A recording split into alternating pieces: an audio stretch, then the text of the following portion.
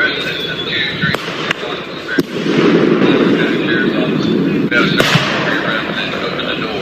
That's the sound of flashbangs as Flagler County Sheriff's deputies raided a property on the 2300 block of Blueberry Street Tuesday morning. There, Flagler County Sheriff Rick Staley says they targeted a high-interest property and arrested 3 habitual offenders. This drug house is closed for business. This is such a mess, we're going to be here a long time. But if you make the sheriff's high-interest target list, you will get a wake-up call by our SWAT team. If you're a poison peddler in Flagler County, get the hell out of Flagler County because we're going to come after you next. Deputies arrested James and Cheyenne Donaldson and Haley Scott on multiple drug charges, including possession of meth and carrying a concealed firearm.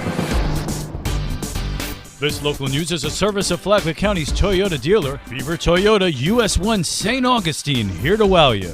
Since Palm Coast's $5 million splash pad at the James F. Holland Memorial Park opened with a lot of celebration nearly a year ago, there's been one problem after another with the pad's surface. Palm Coast Mayor David Alphin. We're stuck, but we're not stuck from seeking an alternative which might not include the part of the park which is the corrosive effect of the water and the equipment that's involved. Don't know the answer.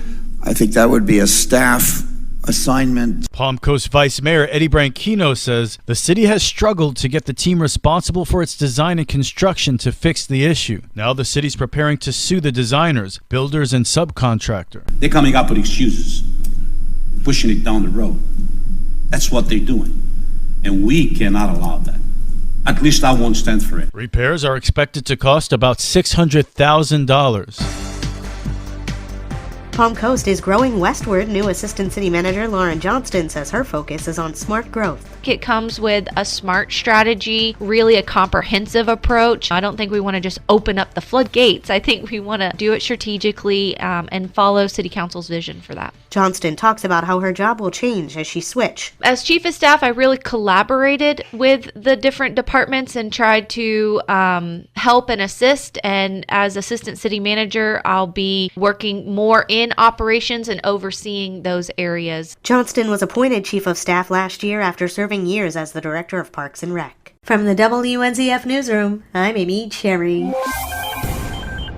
Palm Coast's newest council member talks about why he applied for the seat and his future political aspirations. John Finelli is Flagler School's coordinator of student supports and behavior. He says being on the council helps strengthen his connection with students. And I thought this was a great opportunity to build some strong connections between the school and the city, and just to show our students that we need to, as we grow, step up and grow into those leadership roles and help to support our community in many different ways.